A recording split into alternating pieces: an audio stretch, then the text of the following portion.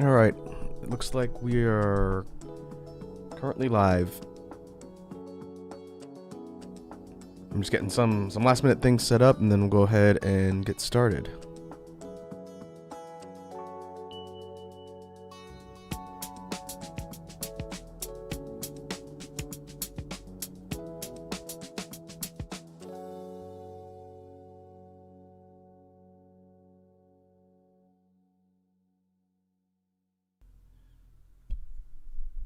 All right, I'm gonna jump over to this chill stream layout.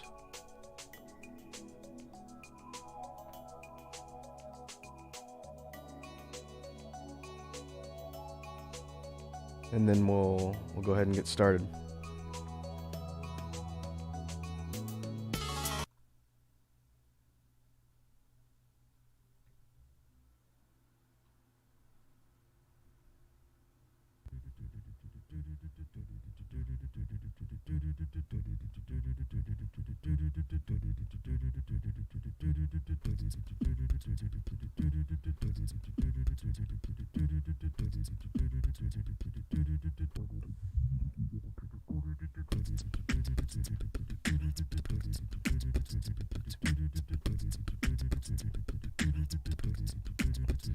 Alright, looks like things loaded up successfully. I'm gonna have to do some more tinkering with sound settings in this particular stream because I switched my BGM music player format. I'm gonna need to get some feedback from folks on stream how the sound balance is. So for now, I'm gonna drop the BGM on my OBS readout here down to about 50%, and then when people hop on, I'll make sure they can hear the specific tracks, and then I'll adjust it, and I'll save the settings for next time. In the past streams, when we've had basically a single BGM track going the whole time, I just had it playing through OBS. But now that we've got an actual playlist of BGM songs, I have it plugged in through VLC, and then I have OBS reading out the track information. So you'll see it above the chatting and updates news section. It'll show which BGM track's currently playing.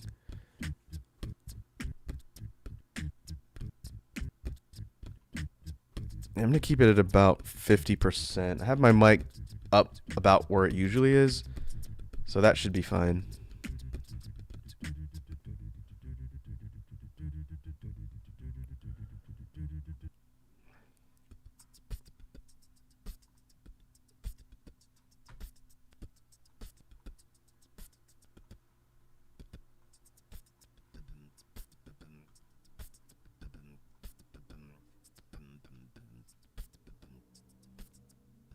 Alright, for today's stream, I didn't really have a ton of updates for stuff that I'm working on here on the channel.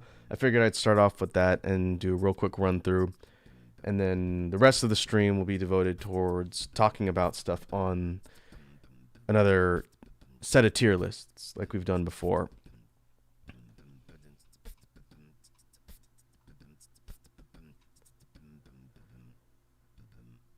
But as far as upcoming stuff on the channel, I'm in the process of planning out the stream schedule for next week. I think next week is going to be a little bit different. We'll probably do a couple streams during the week. Like I mentioned in previous streams, I've got some stuff going on with family flying in from Homeworld, actually, and it's going to be a little bit busy. So my stream time is going to be a little restricted next week, and then I will be taking a break from streaming on vacation the following week. So for this week, I'm thinking maybe we do something like Monday,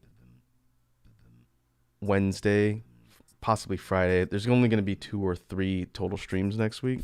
I haven't quite figured out the plan. I'm still looking at my schedule, but that will go up at some point tomorrow on Twitter once I finalize the schedule. I do plan on recording some stuff off stream I'll be uploading on the channel as content for the following week.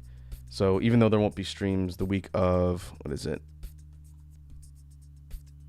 August 2nd, there should be several videos going up, primarily focused on Guilty Gear, that will be there for content. There's definitely some stuff that I want to talk about with the rest of the character intros and start working on training for mains in Guilty Gear. So that'll be something I work on off stream and edit. And now that my internet connection is a lot better, I should be able to upload larger file sizes faster. So the overall quality of the videos should be higher for the stuff that I'm recording off stream.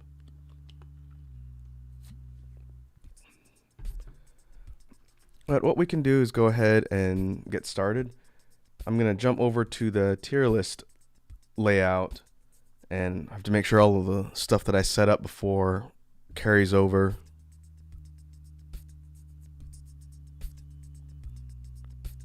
And then we'll go ahead and get started.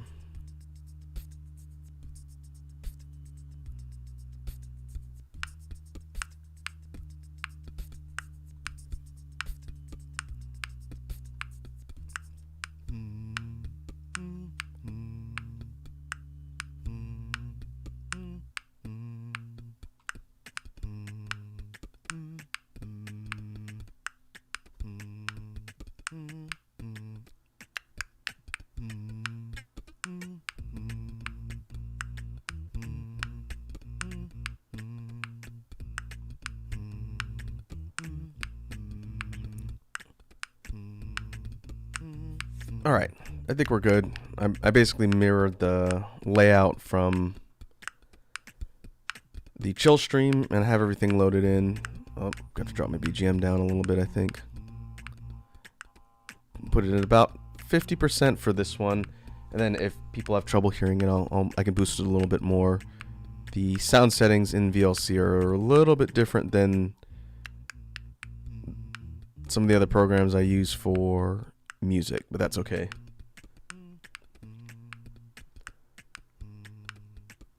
Alright, so what are we doing on this particular tier list? When we sat down on the last series of tier list rankings, and this sort of mini series for the stream I'm calling Otaku Ranks, we looked at a selection of NES games from the old school 8-bit library. We looked at a selection of games from the old school 16-bit library. And I was really hoping this thing would have saved when I was putting these on my list of tier lists to run through today.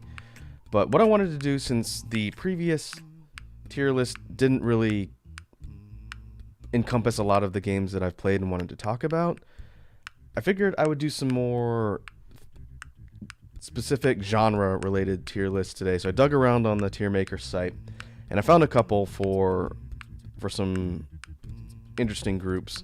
And the first one I chose was JRPGs, and I was really hoping the stuff I added yesterday would carry over when I just reloaded it, because there's a whole bunch of these. It's a big list. It's like, I think it's 170 plus quote unquote traditional JRPGs going all the way back to like the Pokemon era. Again, it's not all encompassing. There's definitely stuff on here that I'm not seeing, but I did want to talk about the games on here that I have played, and I wanted to do some work on the front end in eliminating the ones I haven't played, since they'll occupy a good chunk of the bottom of this tier list, just to get them out of the way.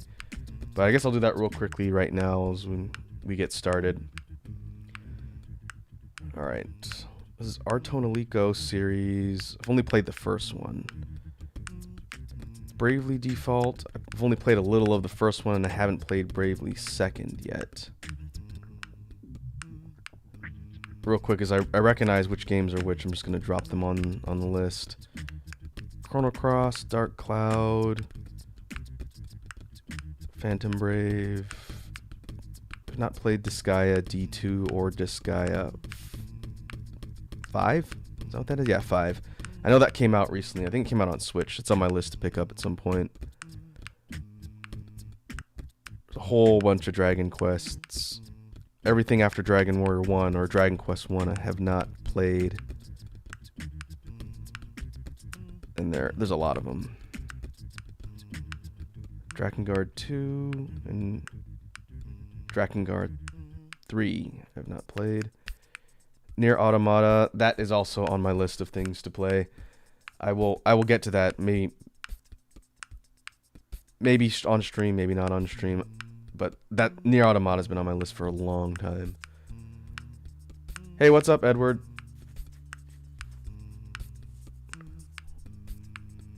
Welcome to our somewhat frequent Uraku Ranks series. It's a show with hot tiers and hotter takes. Can you give me a sound check on the BGM? I have everything loaded into VLC that I'm playing through this time, but the sound settings are all different. So I need to be able to make sure you guys can hear the BGM tracks in addition to my mic. I think the mic settings... Actually, hold on. I think I have my tracks competing with each other. And I didn't check to look at that on this particular one. So there should only be the VLC playback coming through now. I didn't realize I had my BGM through OBS still on this one. I've got the VLC one at about 50%. Let me know if it's too soft or if it's too loud. Alright, let's keep scrubbing through the list here. Nier 2. I haven't played any of the Nier games. Okay, music is kind of low.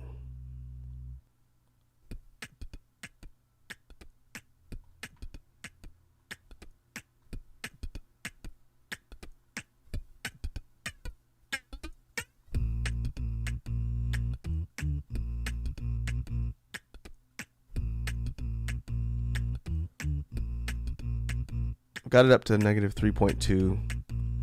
How's that sound now? I need to make sure I don't eat the mic. I have my mic settings up a little bit. It's going to peak if I get too close.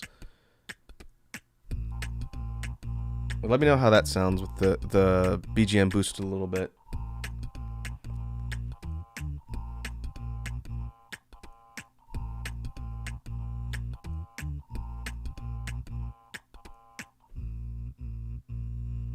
Alright, let me keep pulling stuff off the list here. I had all this done yesterday, and now I gotta do it all over again.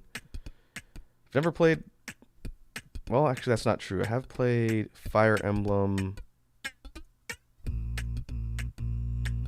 Was it Fates or Awakening? Well, I didn't play all the way through it, so I'm gonna put it down here on the list. The Fire Emblem games that have come out recently are of interest, but it's such a deep rabbit hole. It'll be on my list of things to check out at some point.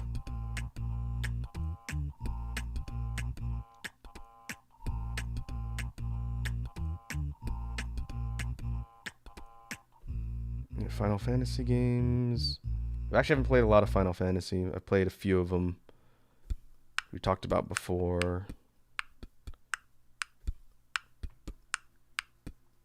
Grandia.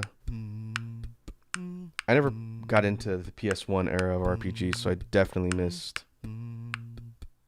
Grandia.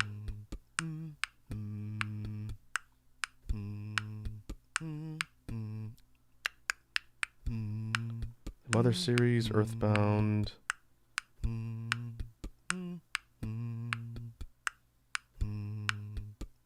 Okay, now we're in that.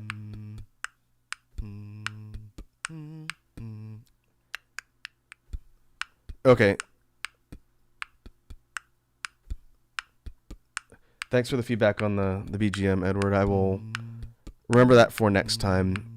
We're going to be using a media player for all the BGM going forward now that we've got several tracks.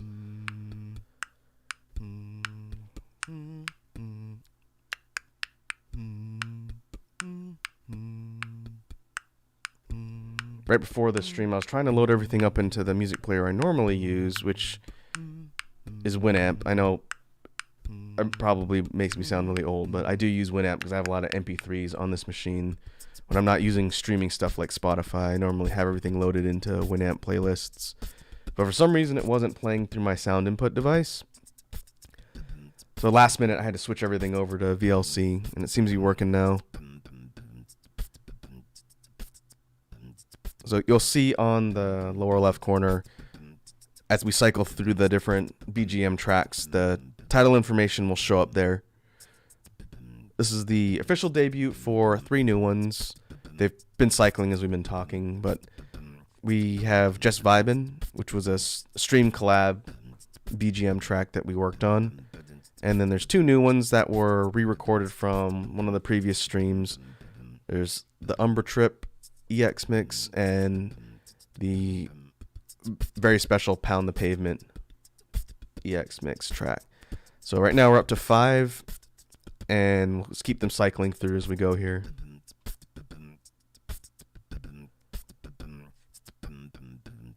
Alright, Shin Megami Tensei games.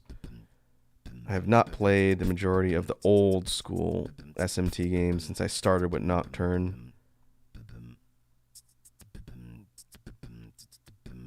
And I haven't played 4 Apocalypse. That was a re-released one that came out somewhat recently.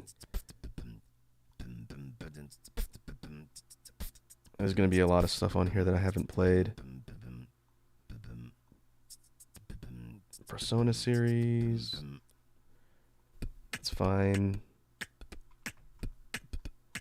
We do have the original, a series of the, actually all the mainline Pokemon games, I think up through Ultra Sun and Moon. Where's Diamond and Pearl? Well, I've played a lot of the Pokemon games, but I haven't played all of them. So I'll keep the ones on here that I have played.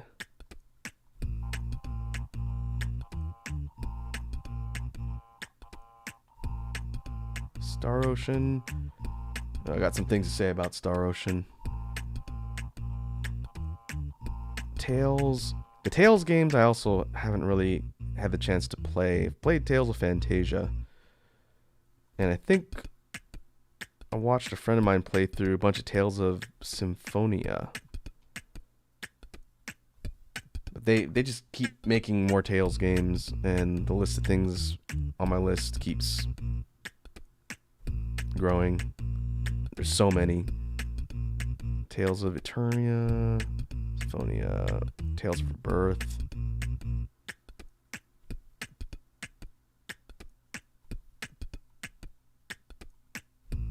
I'm really curious to see if I were to ask the person who made this, and shout outs to Thos Timus for creating this tier list of JRPGs. This person has definitely played a lot of them. These are all ones that are from their catalog.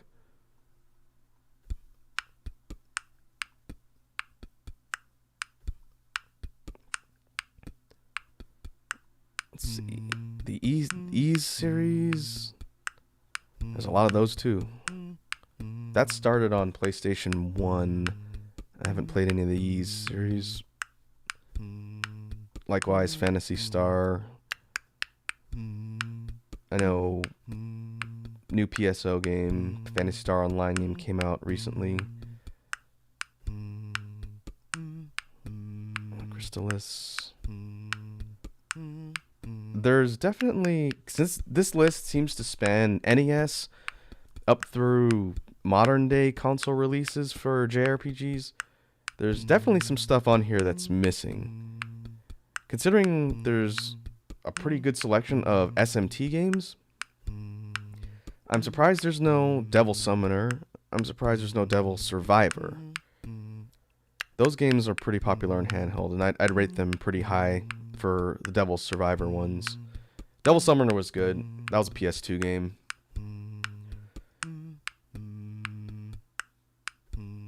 I'm surprised Wild Arms isn't on here too. That was a game I remember from the PlayStation 1 era that I did play a little bit of. Going back to the SNES era, some things that I talked about in the previous tier list video that I would have ranked highly would have been Secret of Evermore and Lufia 2. I'm surprised those aren't in this list. There's a handful of SNES stuff on here. Well, the point of this particular tier list is for me to talk a little bit about some more games that may be a bit off the radar. But you can see now that having to scroll between the bottom of the list and the top of the list is going to be annoying. I wonder if I can just hide this all together.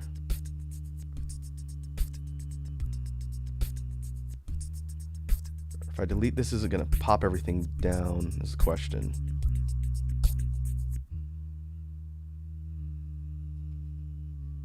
I'll just leave it. It might be a little bit weird, but I'll just scroll up and down for now because I don't want to have to do all that again.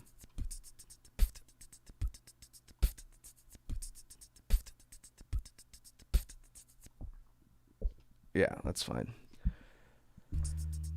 Alright. For ranking the stuff that I have played. First one, PS2 RPG R Tonelico. This one was kind of unusual. It functioned a lot like a regular turn-based JRPG with party mechanics and whatnot, and these sort of singer characters that you get. But it was also kind of weird. I seem to remember a lot of kind of weird writing in R Tonelico, and I played a good portion of it, but I never beat it. I'm going to put it in mid-tier. This particular tier list doesn't do it by letters. It does it by essentially tiers, with God tier being the highest, and then low tier being the lowest. Apparently R Tonelico kept going too. I think there's three of them on the list here. I don't know what they really fleshed out in the later ones, but the first one was okay. I don't know if I'd ever go back to it. It didn't really hook me enough to want to play all the way through the end. But this was sort of around the time when there were tons of JRPGs coming over and being imported. We'll go ahead and put that there. Next up, we're going to jump over to the Super Nintendo era, which is one of my favorite eras for JRPGs, and definitely the era of gaming that shaped my taste in RPGs overall, since that's when I got into them for the first time. So Breath of Fire 1. Breath of Fire 1 is good. I'm going to put that one in high tier. As a Capcom RPG, I think it might have been one of their first forays into JRPG territory. It's a pretty straightforward story, turn-based combat. You play as the blue-haired hero on the box art, and you're out to save the world and gather a bunch of allies. I'd say it follows pretty standard RPG formula, but it did it pretty well.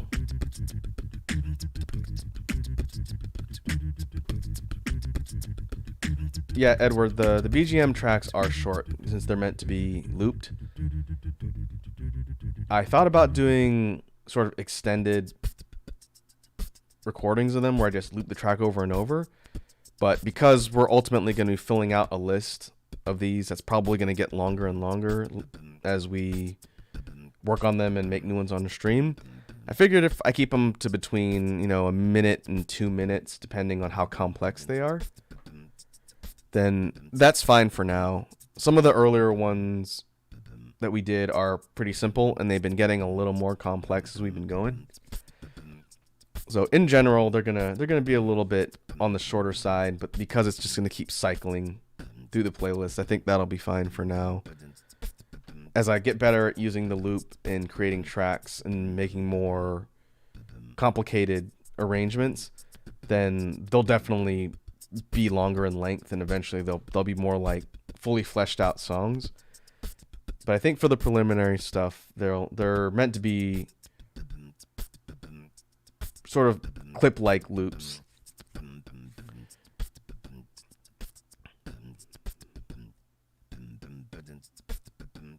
I think Just Vibin' is the longest that we've done because that one has a couple mixes in the way it repeats. But for future ones that we do, I will make a judgment call as far as how much I want to extend the duration of the track. But I'm open to feedback on that. If you guys would like to see longer loops for the BGM tracks, I can do that. I can add more repeats, so essentially instead of it being a minute to 2 minutes, maybe something closer to 3. We'll just have to see.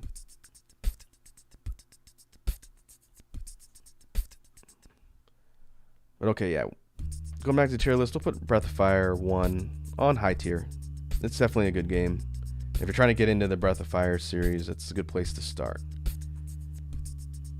Now, Breath of Fire 2. This one is a little bit challenging for me to place because Breath of Fire 2 is my favorite SNES RPG. As far as whether I think it's the best in the library, I wouldn't say so. That would be a bit of a hard argument to make, but it's my favorite as far as story and characters and gameplay goes. But I'm still going to put it on top tier. It's a really good RPG. It has a couple flaws that I think would keep it from being up at the God tier level. And a lot of those flaws were sort of ironed out when they re-released this on Advance. One of them was you have no fast movement. You can't run in the original. So your walk speed's slow and the encounter rate is super high in this game. I think it might actually be higher than Nocturne, which I'm playing right now. You get into random fights a lot in Breath of Fire 2. I think there's an auto battle. There's no quick win, that's for sure. But aside from that, the game has a really interesting story, an interesting set of characters, and really good music. So I would probably keep this one fairly high on the top tier. If it were by personal preference, it would be at the top because it's my favorite from the SNES library. But we're looking at this from a JRPG in total ranking here. So I'll be honest with this one. Breath of Fire 3, this was their first entry on PlayStation 1. I played through about 70% of this one and then sort of got bored at the end. That happens every once in a while. For the most part, I've completed the majority of the stuff I'm going to talk about here and finished. There'll be a couple where I didn't, and I'll talk a little bit about that. Breath of Fire 3 was fine. It was a well-drawn and animated game, and had good music, and the characters were likable. I feel like the story sort of dragged a bit at points, and it was a little unclear sort of your path. If you're following a guide, you could sort of walk through it fairly easily, but it kind of lost my attention, similar to Art Tonalico. But I especially like the soundtrack in Breath of Fire 3, so I wouldn't rate it low. It's been re-released a couple times. It might be on, I don't know if it's on the current iteration of the PlayStation Classics store, but it's a good game. Unfortunately, after 3, I lost touch with the rest of the Breath of Fire games. 4 and 5, or Dragon Quarter, I didn't play. I heard they're decent games. I've heard good things about 4, and Dragon Quarter is technically 5. That one had a couple interesting mechanics from what I remember, but I haven't played them, so I can't rank them here. Next up, we have another title that was left off the SNES list, which was very disappointing. We have Chrono Trigger. Chrono Trigger, for me, is an easy God tier. I talked about it a bit when we talked about the Super Nintendo games, but for RPGs, JRPGs specifically, Chrono Trigger is what I consider a masterclass in RPG construction from the old school era. It's very, very good, and I can't really think of anything that I would complain about as far as flaws. I think a lot of things people debate on Chrono Trigger tend to be personal preference versus the way the game's constructed. It's got a great story with multiple endings. It's got entertaining characters. The visuals and art are very well done. The gameplay is very good, and the music is god tier. The composer that I was trying to remember from last time is Mitsuda, and Mitsuda completely destroyed everything with the soundtrack on this one. I love the music from Chrono Trigger. If I wasn't concerned about copyright strikes all the time, I would be playing the music on stream in the background. But yeah, Chrono Trigger is going to be near the top of the JRPG list in my book. As we sort of fill the tier list out with other stuff, we'll see what else comes in the running here. But I would say for folks that might be younger, that didn't get a chance to play a lot of these SNES RPGs, because Chrono Trigger's on everything. It's on virtual consoles.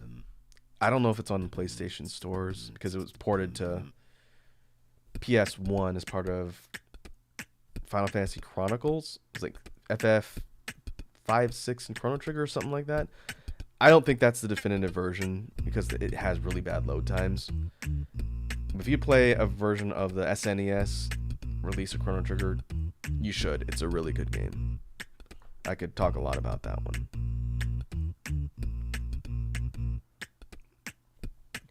Next up, we've got Disgaea 1 on PS1.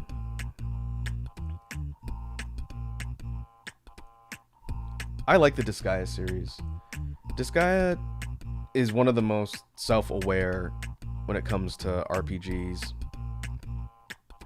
And given that JRPGs tend to be primarily serious, they're not really that light, and they're definitely not focused on humor or parody. Obviously, the people that produced Disgaea over at NIS in conjunction with Atlus, people at NIS really felt like there was too much seriousness in the world of RPGs. And so they created Disgaea.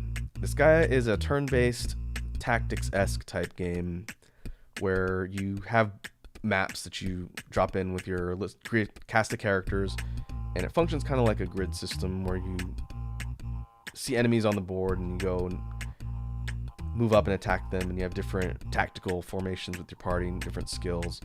It's a surprisingly complex series of games, and the first time I played Disgaea was on the 3DS, I believe.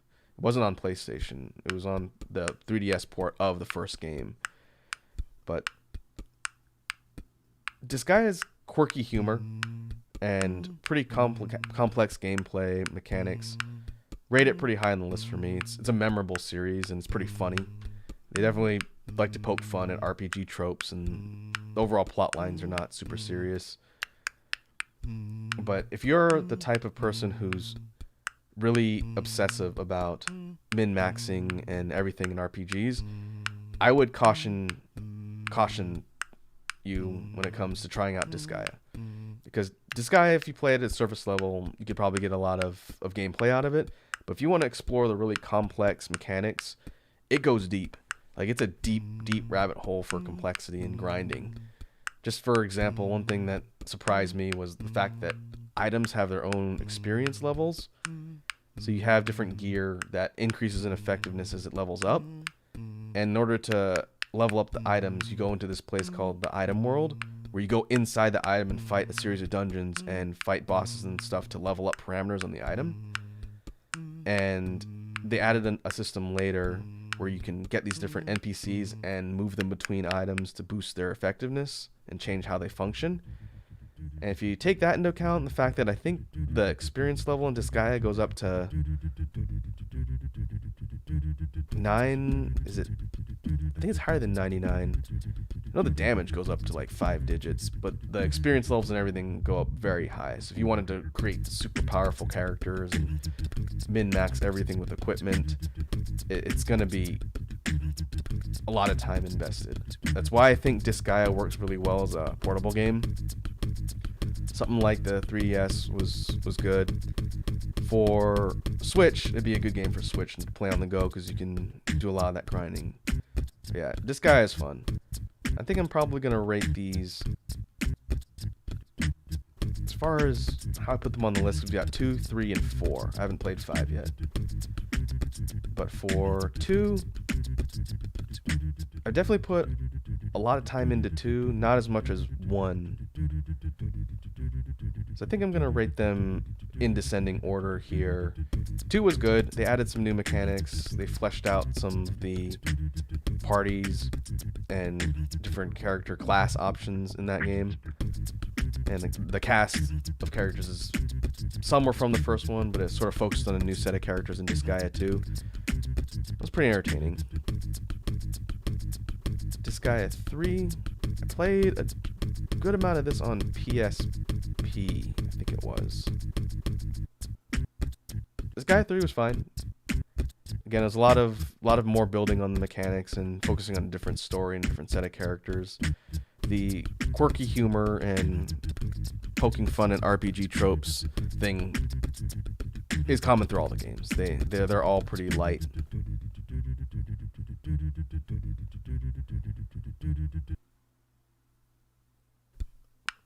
Yeah, Edward, that's a good point. This particular tier list is, again, not all-encompassing of the JRPG genre. There would be hundreds of games. This seems to have stuck to a lot of the big franchises and a lot of stuff that was brought over to the West outside of Japan. But there definitely is a lot of stuff missing here. I think if you were to do a comprehensive JRPG list of like everything, you probably have thousands of games. The big titles, you could probably narrow down to a couple hundred maybe. For stuff the West has played, maybe a section of that. But there's a lot. Like I said at the beginning, the amount of games I haven't played is going to greatly outweigh the ones that I'm ranking. But this was the most comprehensive one I can find that had games that I wanted to talk about. So that's why I chose it. It's just kind of annoying that there's a massive block I gotta scroll through, but that's okay.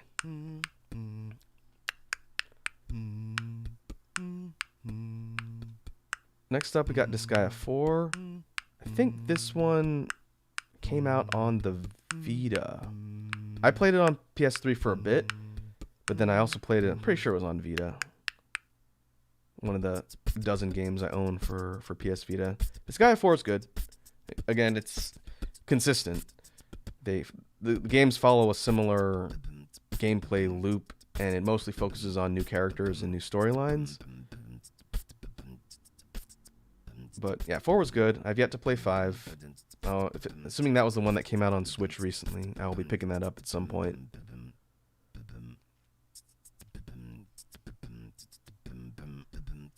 Next up, we've got, this is Dragon Quest, or this would be Dragon Warrior 1 on NES. I'm putting this one on mid-tier. Like I talked about on the NES tier list, the first Dragon Warrior / Dragon Quest game was pretty unique on the NES. This was early RPG days. It may have even predated the first Final Fantasy. I'm pretty sure it did.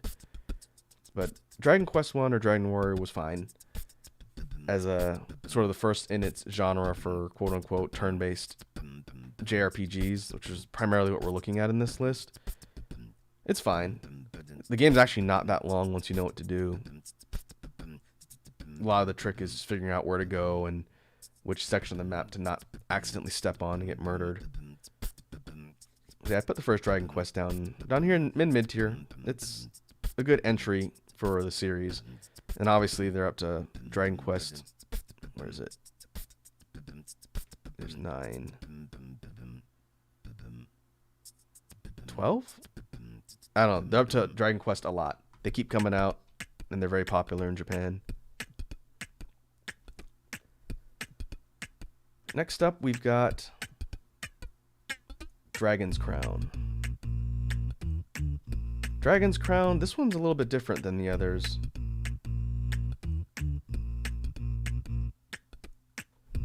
Most of these are turn-based or tactics RPGs. There's a couple real-time ones like FF15 coming up later. And Drakengard's more of an action RPG. But Dragon's Crown is a brawler RPG.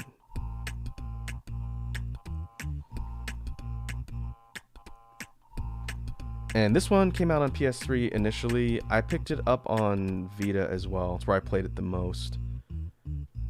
But this one, from Vanillaware, I believe, This one I'm going to put up here on top tier.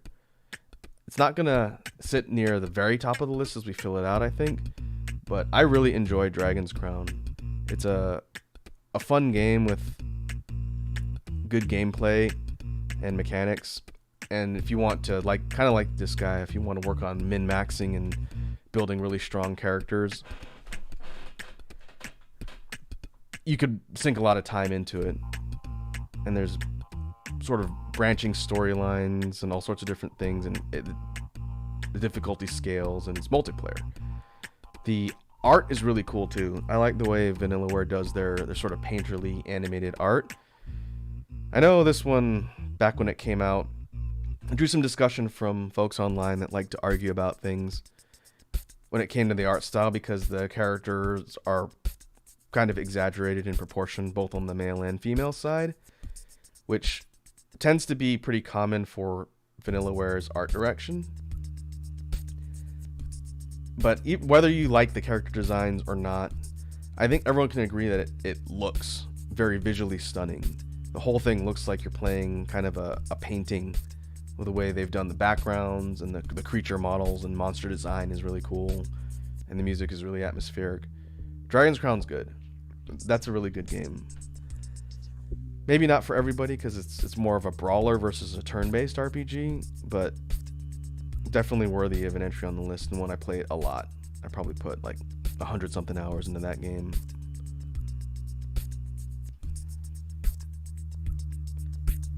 Next up, we got Drakengard. Drakengard came out on the PlayStation 2 in the mid to late 2000s. I believe that's a Square Enix property. I'm going to put Drakengard 1 at the low end of high tier. I was debating whether or not to put it on high tier or mid tier. It's a good game. It's, like I said before, an action RPG. It's not turn-based. Sort of along the lines of something like Onimusha, and that's a third-person action game. And it's a bit of a beat-em-up. You sort of take the role of this character going through different areas, and you're killing monsters. And it switches between that and these flying sections where you're flying on a dragon, kind of sort of like Panzer Dragoon. I'm surprised that's not on the list here. But for the first entry in its series, Drakengard 1 is fine. I'm going to put it on high mid tier, actually. It's a bit janky as the first in its entry. The dialogue and characters are fine. Reminds me a bit of old Devil May Cry in the way the cinematics and characters sort of interact. And it seems like it wanted to be a bit more of an edgy RPG compared to the more whimsical fantasy stuff. Still fantasy in setting. But Drakengard was fine. Apparently they refined a lot of elements in 2, which I haven't played. And 3 came out on, I want to say PS3? A handful of years ago. I heard that one was decent too. I put it in the not played list. But Drakengard's a cool series. I don't know if they're planning on doing more with it going forward. I don't know who directed it. But it's fine. It's definitely above average.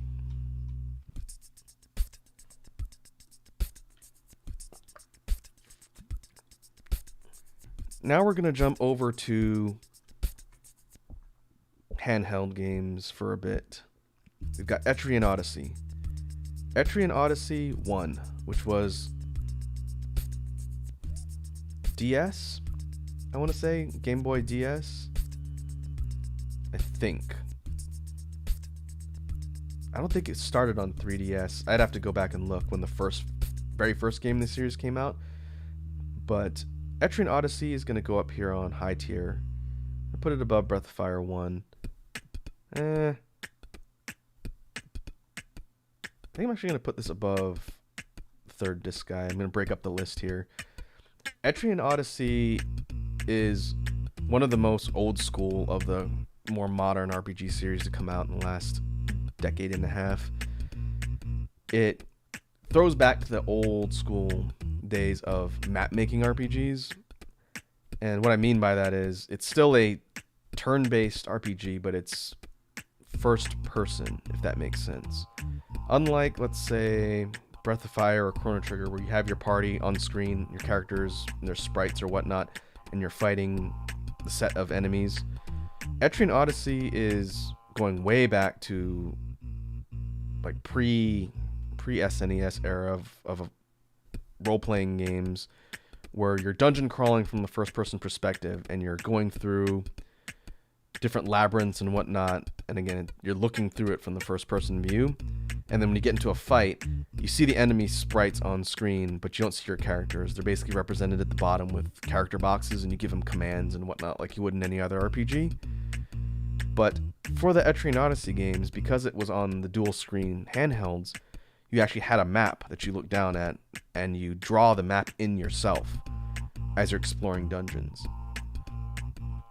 And it's pretty interesting because you get kind of a general mapped layout as you go and uncover the map and whatnot, but you actually have to draw in boundaries and traps and points of interest, staircases. You drop all that onto the map yourself using the second screen and the stylus.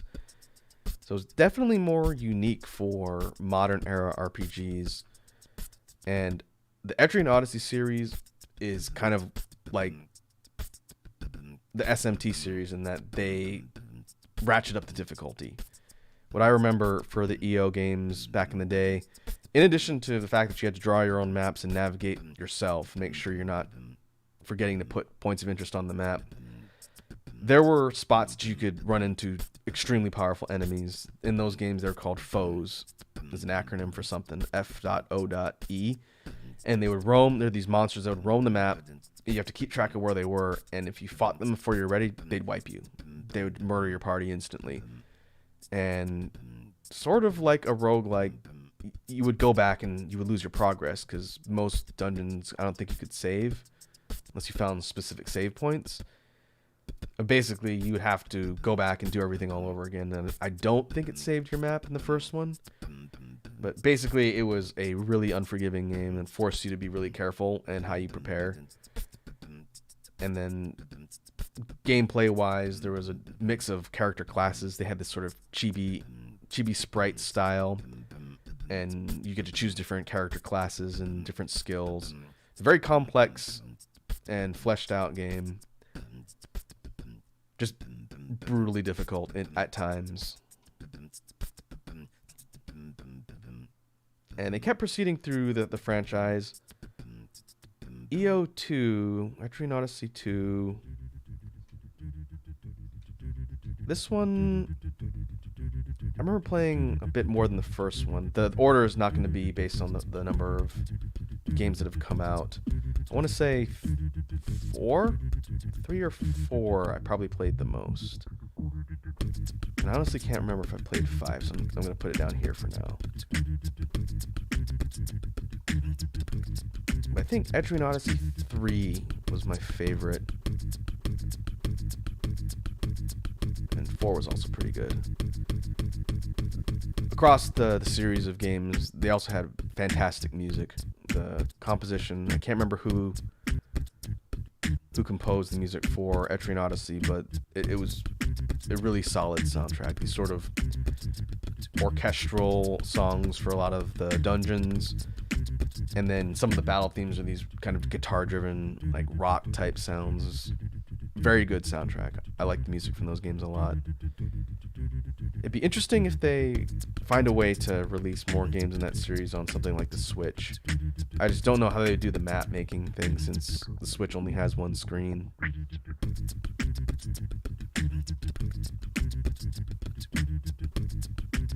Alright, next up. Okay, alright.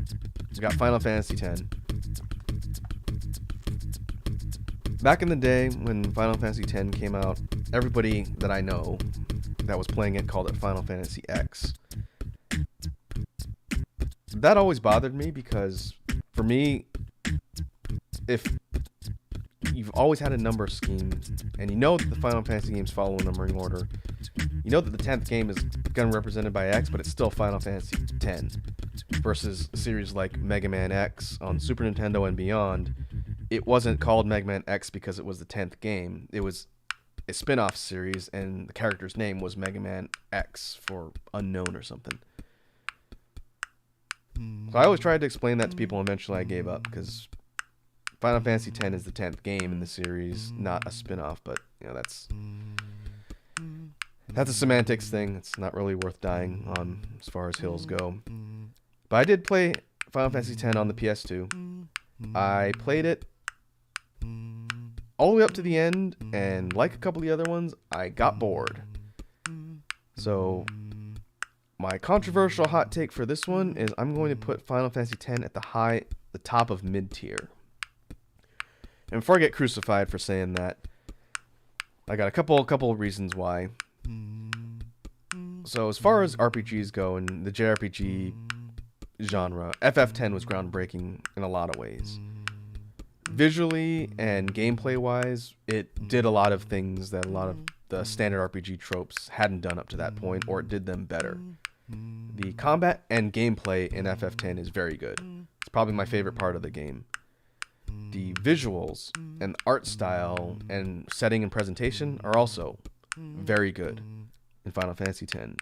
I like the character designs. I like the different settings. It's Spira, right? It's the world of Spira, the whole water and aquatic theme that's integrated with the different zones you go to. The fact that the character Tidus was a pro underwater blitzball player. Aesthetically, FF10 is good. Very good. For me, where it loses me a little bit is the story and characters. The story is fine. It's really not too outside the norm for RPG fare. To sort of summarize without going into a lot of spoilers, you have a character thrown into a world, and he's got to figure it out and save the world, essentially. And he does this by encountering a cast of characters and learning things and getting over his daddy issues. Again, the story's fine. Another thing that I think is a bit of a detriment to FF10 is the characters and the writing. The character designs are all good. I really like the design of the entire cast. But the way they're written is a little bit weird at times. This is still in the early days of importing stuff from Japan that's voiced and dialogue-wise. I think the English script is more translated than localized, and the distinction I make there is when something is translated, you're basically taking it from one language and almost one-for-one converting it into English. When you localize something, you're translating it from one language to another, but you're adapting the dialogue so that it's more natural in the language you're translating it to. So instead of it being one-to-one, which a lot of these older RPGs are definitely victims of translation versus adaptation and localization. I feel like that was a bit of a problem for FF10 as well, because the dialogue is kind of clunky and awkward at times. It's still early on, so I can't really drop the game down too much for that, since there really wasn't a lot of localization effort being made at the time. Nowadays, there's a lot more effort to adapting something from one language to another, and then voice direction and voice casting, specifically in English, is much better now in general. But back in the mid-2000s, whenever, I think it was mid-early 2000s when FF10 came out, it was still in the early phases, and so the writing is a little bit strange at times, and the characters themselves, the cast is weird in FF10, and I don't mean that by personality or design. I mean by their writing and interactions. Like the main character Tidus, honestly, I'm not a really big fan of him. I've heard a lot of arguments on both sides of the fence as far as whether or not Tidus is a well-written character. I think he's about average. Visually, I like his outfit and his design is fine. But him as a character, kind of middle of the road. To me, he's not too remarkable. The counterpart to Tidus, Yuna, the female character, the summoner, who a lot of the game focuses on, she's also kind of boring to me. I think it's because of the way they translated a lot of her dialogue from Japanese, but aesthetically her design is great, and overall she fits in the story. I just don't think she's that standout of a character. To me, the two most interesting characters in FF10 are Wakka, the Hawaiian pigeon speaking blitzball guy, and Lulu, the girl in the dress made out of belts. Those two are the most interesting from a writing and character perspective out of the whole cast. And it's weird because you have a core set of characters, and Riku is fine. She's sort of the perky cheerleader thief girl, voiced by the legendary Tara Strong, and she's all right. She balances out sort of the somber mood of a lot of the other characters. But you have this core set of folks that you're running around the game with, and at times the character interactions can seem a little bit weird and sometimes grating. You got a lot of funny moments like the Tidus laughing scene, which has been memed to death at this point. But I understand for a lot of people, especially younger folks that were getting into RPGs in the PS2 era, FF10 might have been one of their first ones that they got into. Sort of like the group of folks who got into RPGs with FF7. So, depending on your entry point into RPGs in general, some of these games are going to weigh more significantly, I think. But for me, coming from the Super Nintendo era, and this would have been, FF10 would have been before I got into the SMT games. To me, and the fact that I didn't beat it because I got bored is not saying much from my experience. Again, I understand people would probably put this much higher. I've talked to folks who put FF10 as their favorite RPG of all time, and that's fine. I don't think there's anything fundamentally wrong with the game. It's largely personal preference, which is what these tier lists are. So like I said before, this may be the most controversial take out of the whole thing. We'll see. But I definitely can't fault FF10 for being significant in the series. But we'll go ahead and move on. Next up, we got FF15. Yeah, this is FF15. It's hard to read the Roman numerals. FF15 is good. This is another one that I haven't beaten yet. I'm in about the middle of the game. I'm going to put this one... It's tough to rate this one without fully beating it.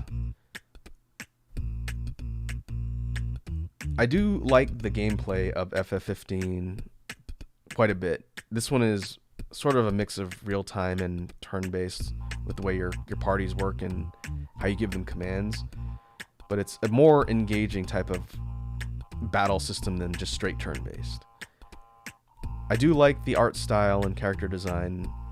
You have the main character, Noctis, who's a bit of a mopey protagonist, as you see in RPGs. I think I can't justifiably put this higher than upper mid-tier without having beaten it. I will say that it kept me engaged longer than FF10 did, even though I did stop playing it. I'm going to keep it here, and then if I do an updated version of this list at some point after I've beaten the game, maybe I'll move it in the tier listing. But FF15 is fine. It was well executed, I think. To me, it did a lot more interesting things for the series and the formula than the series of 13 games did, which I haven't played. But I watched some Let's Plays of 13, and I wasn't that impressed from a gameplay and presentation standpoint. I do think Lightning is a cool character by design, but I don't think she's that interesting from a character and writing standpoint.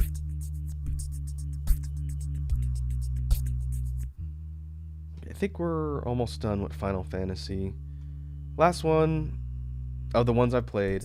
I have played through 4, but I haven't beaten it. I played through it a long time ago on DS, I think it was. But I didn't want to put it in the list here because I haven't played through enough of it to rate it. Last one is Final Fantasy VI. I talked about it before on the SNES games list and things that I've played. Final Fantasy VI is going up on God tier. This one is my favorite Final Fantasy in the few games in the series I've actually played. And I played this one back on SNES when it was titled Final Fantasy III here in the West. And without getting into why the numbering is screwed up, just go watch the Angry Video Game Nerds chronologically confused video about that. The actual number in the series is 6. And FF6 is a very, very good RPG. Almost perfect in my opinion. It's kind of similar to Chrono Trigger in that if you want to see a good example of a solid RPG from start to finish in its craft and construction, Final Fantasy VI is up there. The characters, again, this is 16-bit era, so no fancy cinematics or crazy graphics.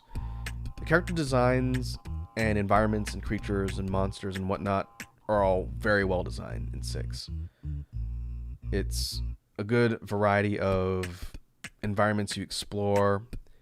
The characters themselves are pretty well written. Again, this one has a couple issues with translation versus localization, but it's a Super Nintendo RPG, so they're all going to have that to some extent. The gameplay is very good in 6. You have the Espers and the magic learning system and different character class specific stuff. But my favorite part of 6, hands down, kind of like I mentioned for Chrono Trigger, would be the music. The music in FF6 is god tier. I put it slightly under Chrono Trigger, but that's by like 0.1 of points as far as RPG scores go.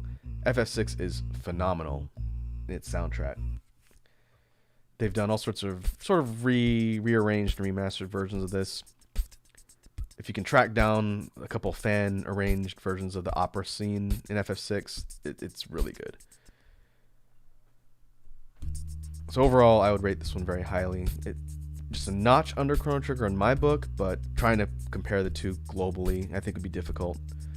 For a lot of people that started the old school games and RPGs, I've yet to hear someone say they didn't like 6. I'm sure they're out there, but it's a really good game that's been re-released on virtually every platform now. I always tell people, if you didn't get into the SNES era of RPGs, play these two specifically, Chrono Trigger and 6. It's definitely worth it.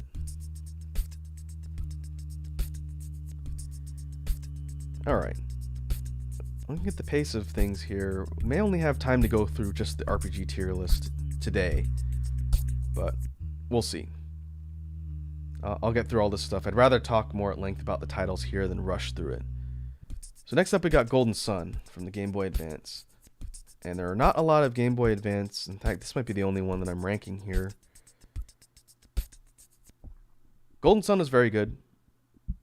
I would put it on high tier. I think I would put it above Breath of Fire 1. This was from the odd era of RPGs that were sort of locked to handhelds and never really got out. This would have been after or around the PS1 era as Nintendo Advance was going off and doing its thing. I don't remember exactly when Golden Sun came out. I think it was early 2000s, early mid at the latest for the first one. But it was a really good game. Very traditional turn-based JRPG in a lot of ways. It was one of the most complex to be on a handheld system at the time. And it had a interesting set of characters and this mix of kind of a summon elemental creature system that was hooked in. Hey, what's up, bro? Welcome to the stream. We're ranking RPGs today and spitting out hot takes.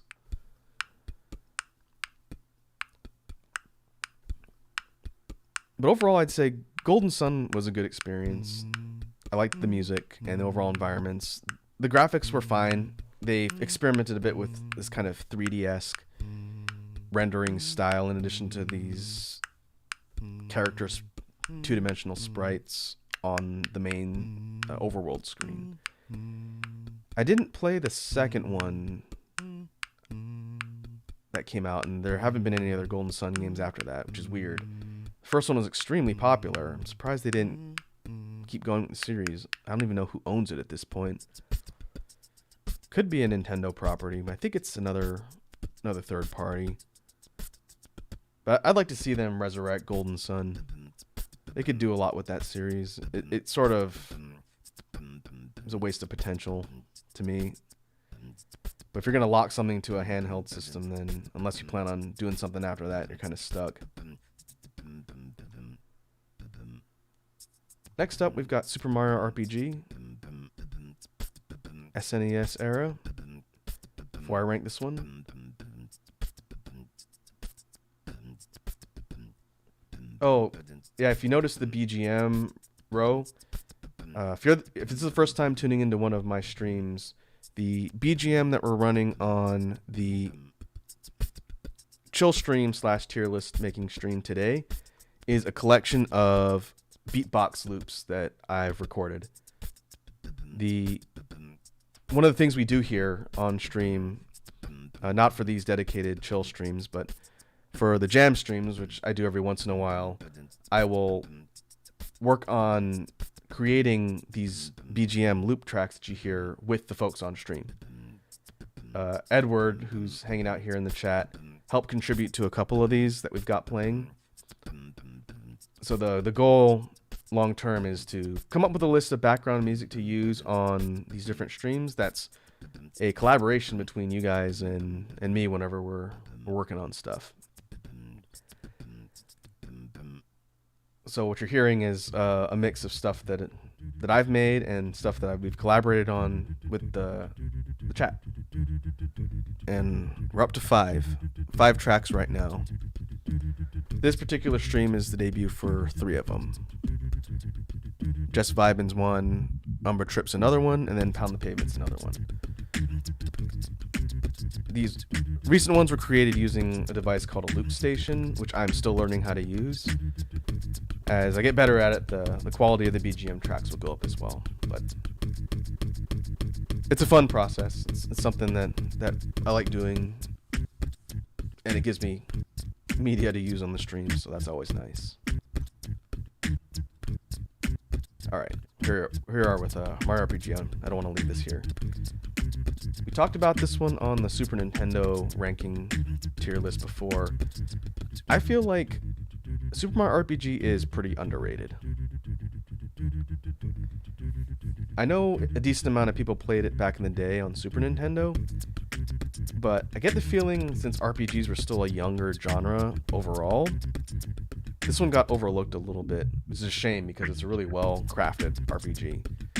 It's got solid gameplay mechanics. The character and cast are all folks you know from the Mario universe.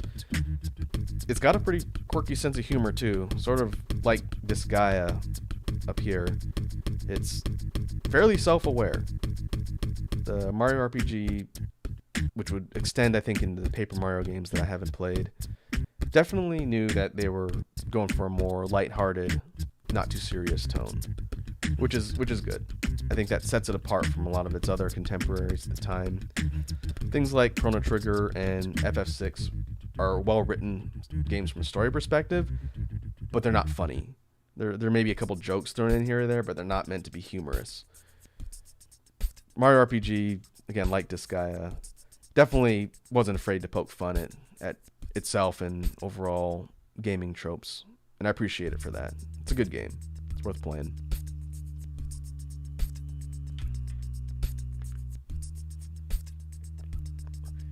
Next up, we're going to finally get into SMT games. And this one is not going to be any news for folks that have been hanging around streams recently. We have Shin Megami Tensei 3 Nocturne. Nocturne goes up here on the God tier. 1, because it's my favorite SMT franchise property. And 2, it got me into the SMT games overall. This is before Persona and everything came out. Persona 3 specifically. But Nocturne is a really good game. It's got some flaws in my opinion that would deter some more casual RPG players. But I'd say as far as standard traditional RPGs go, it should rank pretty high on the list in my opinion. It at the time did a lot of things that most of the other major brands out there, things like Final Fantasy.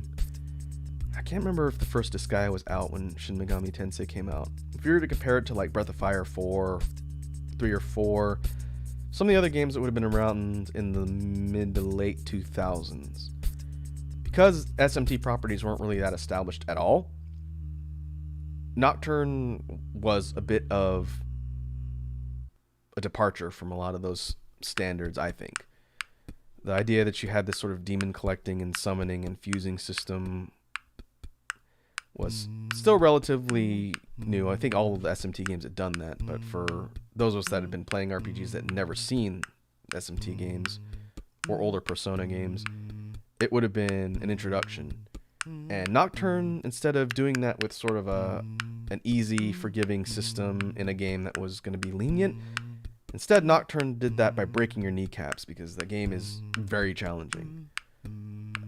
This one is currently a long-running playthrough here on the channel that I've been playing on stream, and the folks that have tuned in to watch me play it, especially in the more recent streams, have seen this game doesn't screw around. It's difficult, and if you don't learn the mechanics and learn how to exploit things like demon weaknesses and all that and apply strategy, then you'll get steamrolled by the more difficult fights. That being said, even though it was hard, I really liked Nocturne. I liked its style and character design, and the creature design was great. It's a shame that you guys that are watching on stream, watching me play it, aren't going to see some of the crazy fights because I started on the wrong game mode. But if you get a chance to play Nocturne, because the HD remaster is released on both Steam and Switch, I definitely recommend picking it up. Just be prepared for pain. But as far as RPGs go, this one's high on my list because it's close to my heart. Next up, we've got SMT Strange Journey. This one is not a numbered version of the series. It's kind of a spin-off. But it still follows the Shin Megami Tensei mainline gameplay loops of have character, recruit demons, fuse demons. And it's a really good game. I'd put Strange Journey probably... I'm going to put it above Mario RPG. I can't remember this one. This one I think was developed by part of the team that did Etrian Odyssey. If I remember, this one had a map drawing mechanic too. It used the second screen on the DS for the map. I remember that.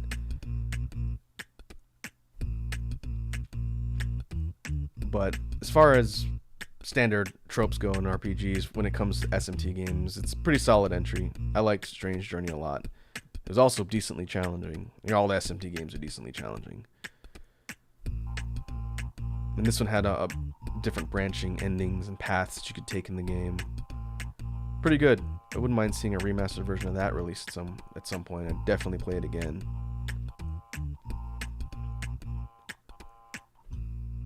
We have SMT4. This was a 3DS title, I believe. SMT4 was also good. I think I would put it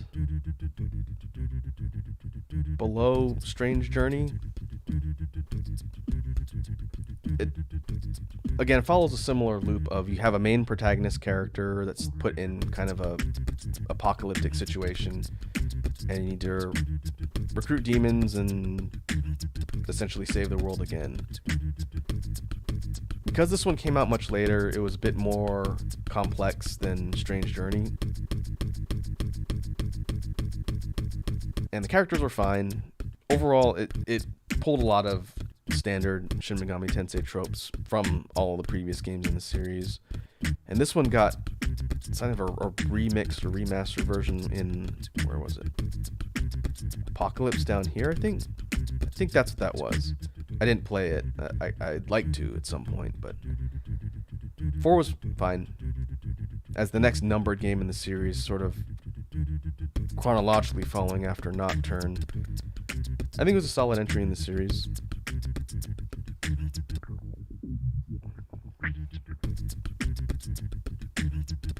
Alright, now we're getting into Persona. Okay, good. Persona 3. This is Persona 3, the regular version. There was also FES, which is the one I played, but not Persona 3 Portable, which I played more. In fact, that's the one I ended up beating. So I'm going to sort of lump that all into one experience. I'm going to put Persona 3 up at the top of high tier.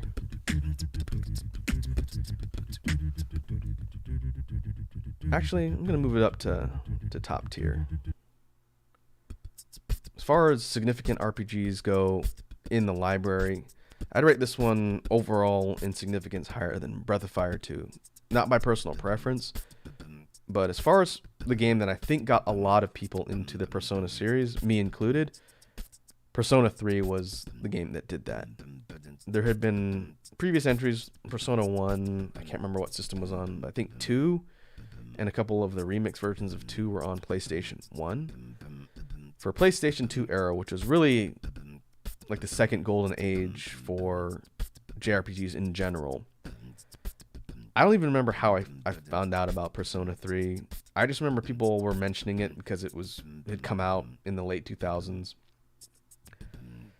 And it was pretty popular. And the art style and everything appealed to me. And I think having come off of Nocturne and knowing what the SMT brand was about, that's what drew me into getting Persona 3, and I really liked it.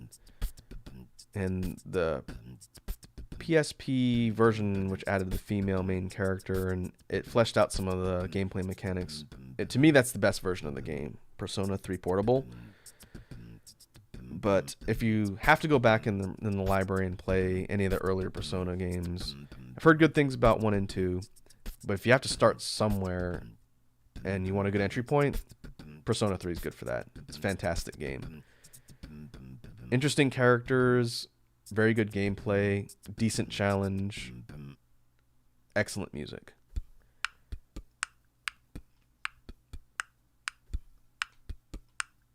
Yeah, I would definitely rate Persona 3 high. It's a good game.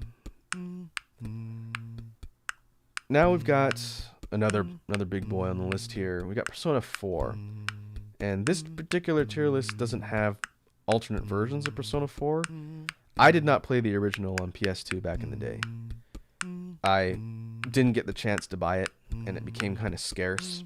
I didn't want to shell out a lot of money on eBay at the time for getting a copy. I kind of missed the boat, and then I'd lost my chance to play it. But when the Vita was out, or coming out, and they announced an enhanced version of Persona 4 to be released at the time exclusively on Vita, I said, okay, people have been yelling at me for years about how good Persona 4 is. I know nothing about it. I like 3 a lot. When the Vita comes out, I'm going to get it on Vita, and I'm going to play it, and then I'll make a judgment then. So my experience of Persona 4 is being wrapped up into just this ranking here. It's not going on low tier. I need to be careful about that. My experience was with Persona 4 Golden on Vita, so that's what I'm using to rate this. As far as RPGs go, and modern JRPGs, Persona 4 Golden, and by extension Persona 4 in general, is a god tier RPG. Mentioned it a bit before on previous streams when it comes to games that are really high on my personal list in its entirety. Persona 4 is near the top. I think, depending on my mood and what my standards are for comparison, I could put it higher than FF6. It just depends on how the ranking's working. But overall, in all the games that I've played, RPG-wise, again, talking about JRPGs specifically, Persona 4 is a phenomenal game. It's almost perfect, in my opinion, for modern RPGs. The story is great. The characters are great. The gameplay, taking a lot of the standards from SMT tropes, gameplay is great. And the music is super good. I've talked about it before on stream as far as game composers go. Meguro Shoji, who does the majority of the SMT soundtracks, is I think he's my favorite JRPG composer. Mitsuda from Chrono Trigger is up there, and obviously Uematsu from Final Fantasy is up there too. But as far as game soundtracks that are a bit more distinct to me, Meguro's compositions are just on another level. I adore the soundtrack in Persona 4. 3 also has a fantastic soundtrack too. But if I want to improve my mood, I can put on the Persona 4/Golden soundtrack and just listen to the stuff from the game. The lighter, more kind of summery, whimsical tunes are great. The battle themes are good and intense. In a way, like Nocturne soundtrack, which I like a lot too. Persona 4, I can't think of any real flaws with it. Again, I played Golden, and Golden had more content than the original. If I were to just chop out all the stuff they added in Golden, I would still rank this one near the top of the list. I have yet to play 5. I mentioned that on previous streams. I will at some point. I'm waiting for them to release the version of that one, Royale, on something that's not a PlayStation system. If they release that on Steam, I'd definitely pick it up there. Or if they release it on Switch. But I've heard good things about P5. At some point when I play it and have an opinion, I'll be sure to mention it.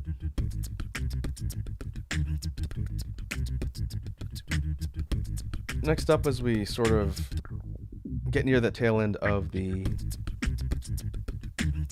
list of games here, we've got the old school original Pokemon games on Game Boy.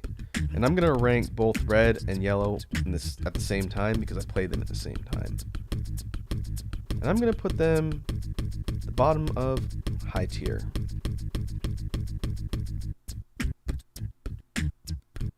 And back in the day, this is a long, long time ago, when I was just a larva on Homeworld, we were able to get working versions of Game Boy titles through our emulation systems as well. So I did play a ton of Game Boy titles back in the day, and I don't think anyone can really debate the fact that Pokemon is significant when it comes to gaming franchises. I mean, it's still going now with entries across multiple different gameplay genres coming out all the time, and it's probably one of Nintendo's biggest cash cow franchises, and rightfully so. I do like Pokemon, and I did get into the ground floor with Red, and I did play the Yellow version too. As far as popularizing the whole monster collecting genre, which, again, Pokemon wasn't the first franchise to do it. If you go way back to early NES era, technically Shin Megami Tensei was one of the first. And I believe Dragon Warrior Monsters 1 may have come out before the first Pokemon game. It would have been close. It was around the same time. I'm actually disappointed that none of the Dragon Warrior, Dragon Quest monster games are on here. They would rate very highly for me. They'd rate higher than Pokemon. A shame. But again, for people getting into the franchise way back at its start, Pokemon was kind of a mind-blowing experience in a lot of ways. So I can't not put them high on the tier list. We'll put Y on the higher tier list too. I did play that one. I did like Y on 3DS, I think it was. I haven't played Sword and Shield. I think Sun and Moon were the last Pokemon games I played. They're fine. I feel like the overall formula is not gone through any radical changes in the recent games. It's still Pokemon, more or less, with cosmetic upgrades and minor tweaks. I know this tier list is probably too old to account for games that have come out somewhat recently, but I did mention on stream that I've been playing Monster Hunter Stories 2, which just came out on Switch and PC a few weeks ago, and it's very Pokemon-esque, and it's a monster collecting traditional turn-based RPG in the vein of Pokemon. I will say that after playing a decent amount of Stories 2, it has gripped me much better than any Pokemon game has done recently. I can't really rate it since I'm not done with the game yet, but it'd rate high. It'd rate higher than anything on Pokemon. If you're watching the stream and have heard people talking about Monster Hunter Stories 2 and are wondering if you want to play it, I would say check out the demos that are available for it and give it a try. It's a well-crafted game. It's a lot of fun. I thought about playing the PC version on stream, but it can be grindy. I don't think you guys would find it very interesting to watch me grind. But a lot of games that are following that sort of idea of monster collecting and whatnot, they owe a lot to Pokemon, so you can't sell the series short for that. Next one, Radiant Historia. This was a D3. When did this come out on? DS? It's a handheld. I know it was a handheld game system. I can't remember if it was a DS or. I don't think it was 3DS.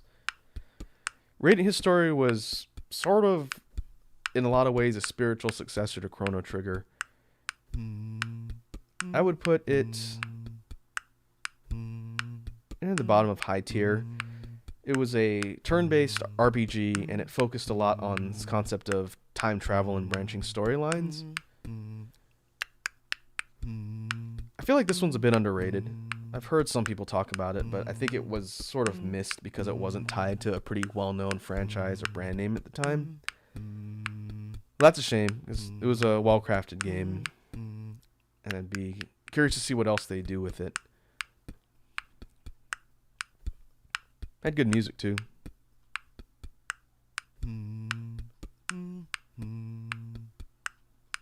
Alright. Jumping back to the Super Nintendo era, as we start wrapping up here, we've got Secret of Mana. Secret of Mana I would put up on high tier, or top tier. This one was a little bit different from the standard RPGs at the time, things like Chrono Trigger and the FF series, because the interface and overall magic systems for Secret of Mana were a little bit different. You had a party of characters that you run around with, and you sort of give them commands in a semi-real-time environment. And graphically and musically, Secret of Mana is very, very well done. It's a well-crafted game, and I can understand why people like it a lot. My hot take from the SNES tier list that we talked about before was that I like Secret of Evermore more than Secret of Mana, but it's more of a personal preference and presentation versus whether or not I think it's a better game. I think Secret of Mana is a better game than Evermore. I just like Evermore's kind of charm and its presentation better. I'm surprised that's not on the list. I think Evermore is not as popular in general. That's why it's not included here. It's a shame, too, because I consider that a pretty notable RPG on Super Nintendo. It just tends to get overshadowed by Mana. I think rightfully so. But we're going to keep that on top tier. It's a good game.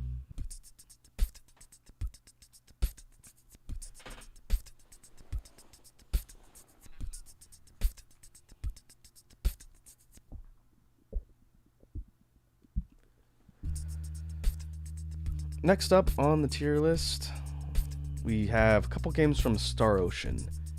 I didn't play the original Star Ocean on, let's see, I think it's in the list here. Where is it?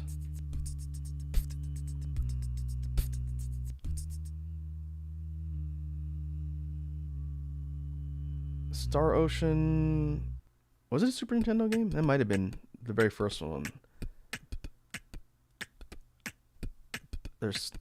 The order is kind of weird here. There's Star Ocean the Second Story is the second one.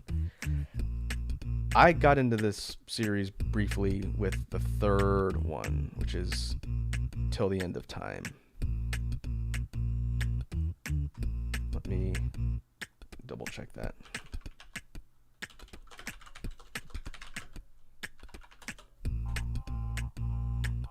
Yeah, okay. Technically, the only two games I've played in the Star Ocean series are 3 and 4. Alright, we'll deal with them in order. I got some opinions on Star Ocean 4. Star Ocean 3, Till the End of Time, was fine. I wouldn't say it rates super high on the list. I would put it... I can put it on mid-tier. The character design and gameplay for Star Ocean carried me much further than the characters and storyline did. it was kind of pretty standard. You have a guy who is kind of put into this role of hero, and he's got to save the world and counter a bunch of characters along the way. I think the gameplay, because Star Ocean is a real-time combat system, kind of like the Tales games, versus turn-based. The gameplay definitely snagged me more than 10. This is a much later RPG, so it's difficult to compare them as far as significance goes. But Star Ocean 3 was fine. I can't think of much that really stands out in my memory, but I remember enjoying the time I spent with it. The fact that it doesn't stick out in my mind as much is keeping it from being up here on the higher tiers. And I understand Star Ocean's a pretty popular franchise, so I'm not really one to speak on the franchise in general since I've only played a couple games in it.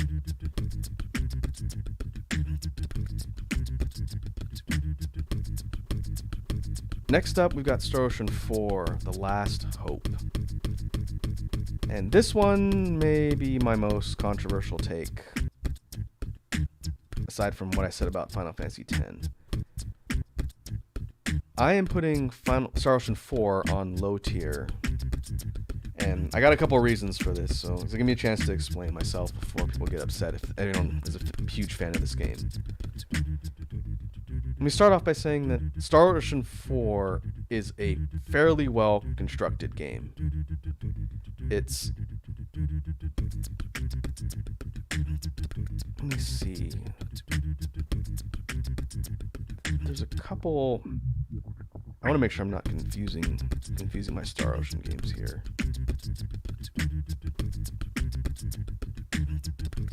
The one that came after this... Is that Star Ocean 5? Let me check something real quick.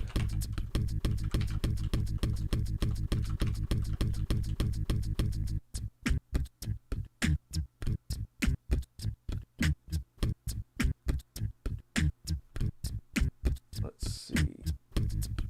Oh, Integrity and Faithlessness. That one I definitely haven't played.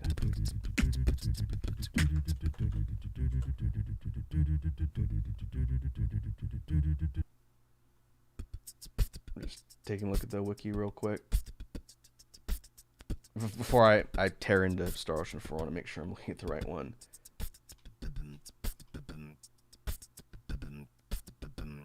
That's right, okay. Alright, so here's why I'm putting this one on low tier. From a gameplay and construction perspective, it's fine. I actually do like the gameplay in 4 because it's a continuation of the real-time sort of combo combat that they use in those games. Gameplay is fine. The overall graphics and presentation are fine. What killed me about Star Ocean 4, and it got so annoying to the point I actually couldn't beat the game, I just had to stop, is the characters.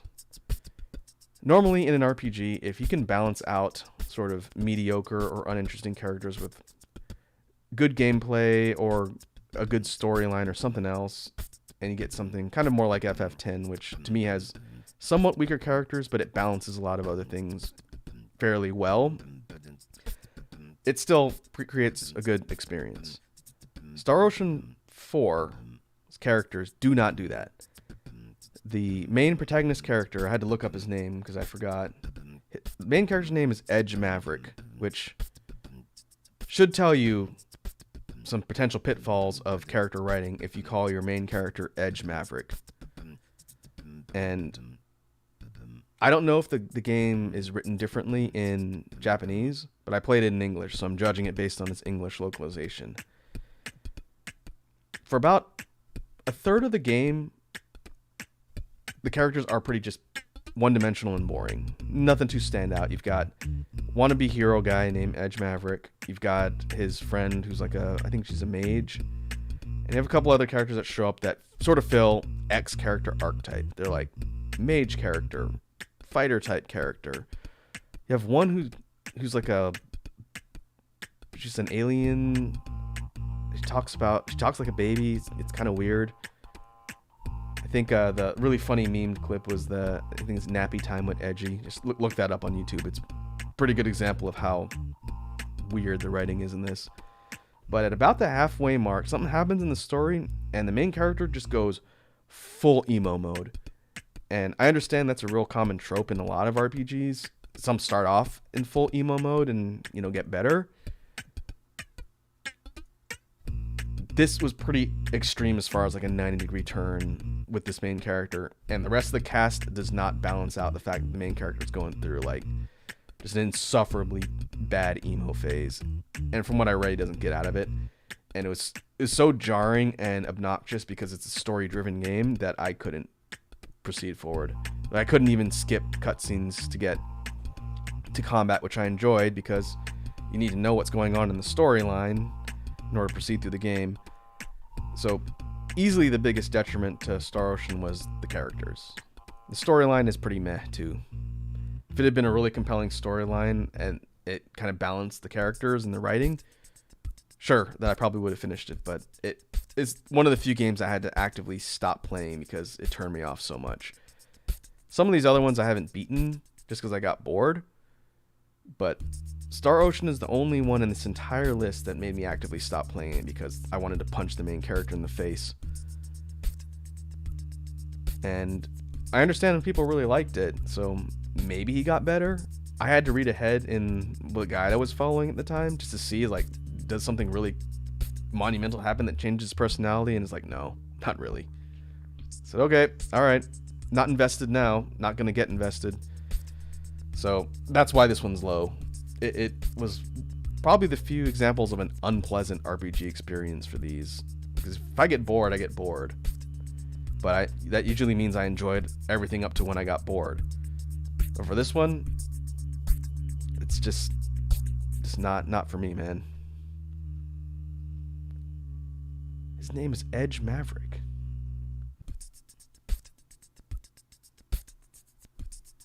Anyway, I'm sure I'm going to get flack for that. A couple more on the list here. Tales of Phantasia. This is a port of a Super Nintendo game that was released on Game Boy Advance. And I played the original. It was like a fan-translated ROM of the original on Super Nintendo emulator way back in the day. So when I saw that they were releasing Tales of Phantasia, sort of an updated port, updated graphics and whatnot on Advance, I picked it up. And it's fine. It's still a little bit janky because I think there's only so much you can do to that old infrastructure of a game. The Tales series would take off and grow in popularity and complexity, but I'm pretty sure Tales of Phantasia was the first one I remember hearing about. But this version of the game is fine. It's competent, decent story, decent gameplay. Good music. Very good music. So I'd definitely rate that up here. Upper part of mid-tier. I'm going to rate it below Star Ocean. Star Ocean is definitely more polished experience.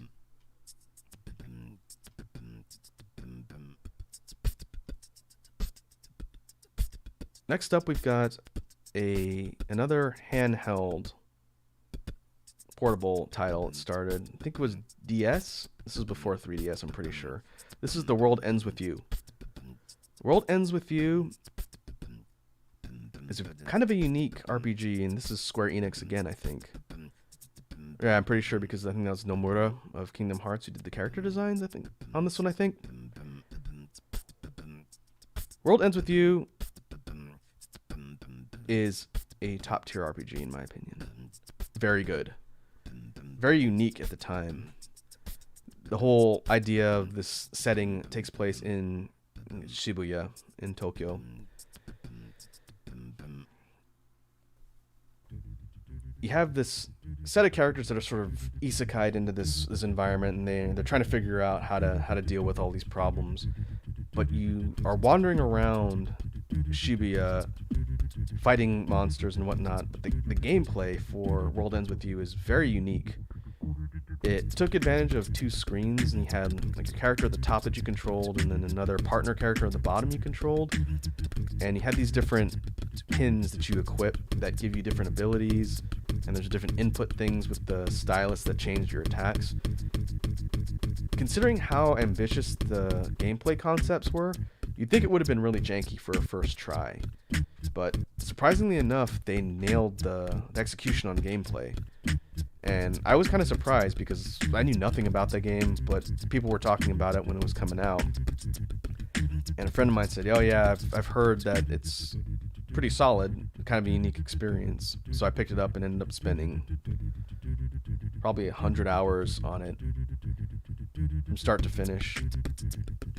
And the music and character design is really well done. It's got a pretty funky kind of like hip-hop-ish soundtrack. It's super stylized. The presentation of World Ends With You is very good. I need to look into the recent ports that have come out, because I think there was one that was re-released on Switch, I want to say. And I think it was a version of the iOS port, which added some stuff to the game.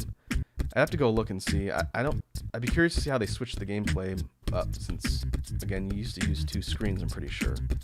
I want to say the original came out on DS. But overall, very memorable and neat RPG. Different from a lot of these other ones in a lot of ways. And if I were to contrast World Ends With You real quick with Star Ocean when it comes to characters and writing. The main character of World Ends With You, I think his name is Neku. When you start the game and you're introduced to your protagonist, he's a giant douchebag. He's not necessarily emo per se, but he's not a pleasant person. He's kind of a jerk to everybody. He's got this whole kind of nihilistic attitude, and he's a bit of a obnoxious character, and you're like, why am I following this guy around for the majority of the game? But he goes through arcs as the story progresses, and by the end of it, he becomes a much better person and a much better character. And by then you're rooting for him, because at the beginning you're like, I really don't like this unpleasant jackass of a character. And then, he learns things and realizes why he's being a jackass of a character. And then by the end of it, like, okay, yeah, I'm rooting for this guy, and I'm on board with the rest of the cast. I think the character writing and development in World Ends With You is pretty neat. Each of the characters you acquire in your party are different, and they have different backgrounds and different motivations. But again, well executed on the story and character side. I'm not gonna harp on Star Ocean 4 anymore. I've said my piece. And the last one on the list, we've got Xenoblade Chronicles X. This one is difficult to rank too, because it's the first Xenoblade game I ever played on Wii U, and I didn't beat it. So it's gonna go next to Final Fantasy 15, but I enjoyed what I played of Xenoblade Chronicles X. I understand it's a bit of a spin-off from the Xenoblade series, and I do need to go play those games at some point. But the overall character design and gameplay and environments and music in Chronicles X was really cool. I actually didn't get to the giant robot part, or I might have just gotten to it where I left off in my game. I think the biggest problem that kept me from staying engaged with this game was the fact that it was on Wii U. If they were to re-release this game on Switch as part of like an updated port or something, which as far as I know they haven't done. Chronicles X Switch. Yeah.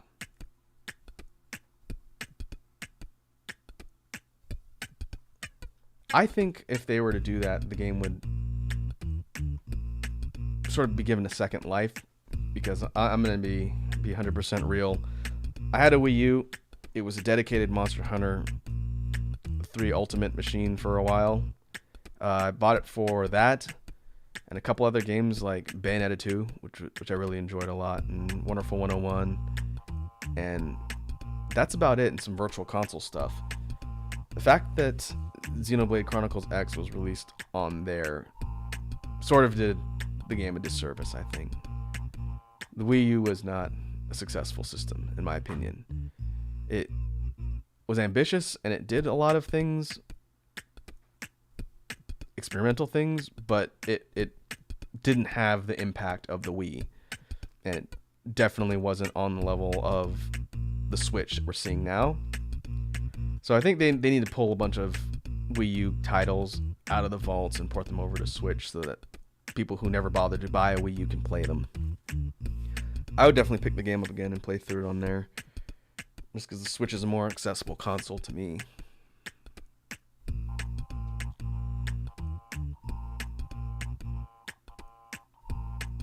But I think that does it for the list. Let me see, there's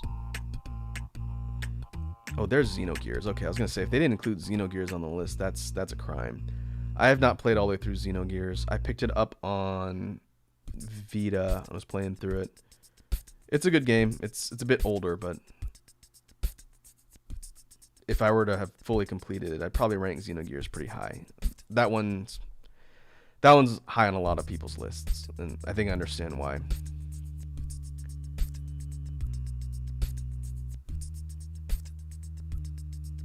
But I think that will do it for the list here.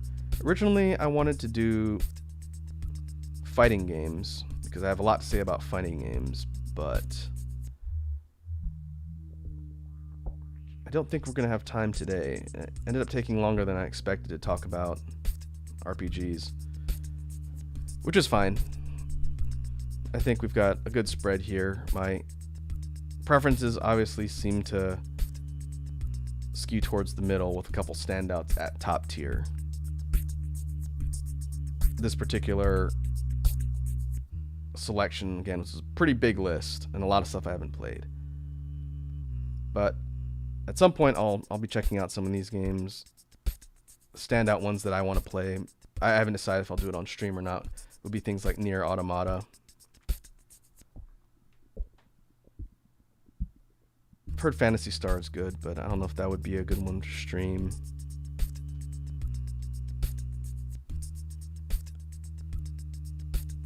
We'll have to see. But I think what we can do for the next chill stream, I will think about the type of content I want to cover in the next one.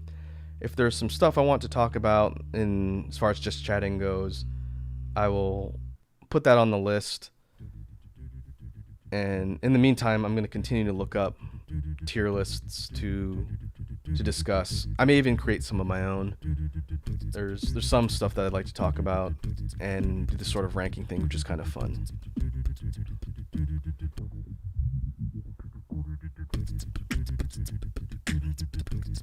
But that being said, I think we will wrap up for today. Normally we tend to run between an hour and a half to 2 hours for these chill streams, depending on what we go over. Like I mentioned at the beginning, I'm going to be planning out next week. Next week's schedule is going to be a little bit weird, but once I finalize that, it'll go up on Twitter. And in the meantime, I'll also look around for some more tier lists to rate. But once again, I want to thank all the folks that stopped by to hang out on stream today.